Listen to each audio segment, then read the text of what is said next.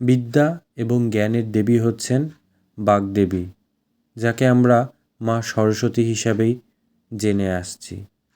আর হাতে গোনা কয়েকদিন পরেই মায়ের আরাধনায় সমস্ত বাংলা মেতে উঠবে।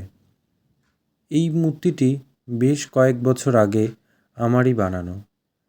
গ্যালারি ঘাঁটতে ঘাঁটতে যখন দেখলাম এই ভিডিওটা এখনও রয়েছে, তাই ভাবলাম এই ভিডিওটা আপনাদের সামনে একবার তুলে ধরি।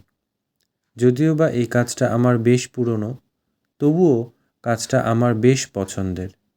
তো ঠাকুরের সাজ, ঠাকুর দেখে অবশ্যই জানাবেন কেমন হয়েছে। এই কাজটা বেশ কয়েক বছর আগে করা হয়েছিল।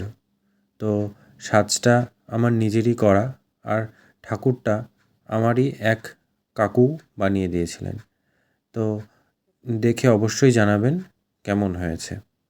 আর এই বছরের ঠাকুর এই বছর 2026-এর যে মূর্তি পুজো হবে সেটা এখনও বানানোর কাজ চলছে। আর অল্প কয়েকদিন মধ্যেই হয়তো সেই ছবি বা ভিডিও আপনাদের সামনে তুলে ধরার চেষ্টা করব।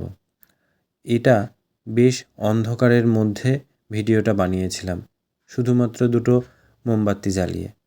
মা সবাইকে ভালো রাখুক, সবার মঙ্গল করুক। জয় মা।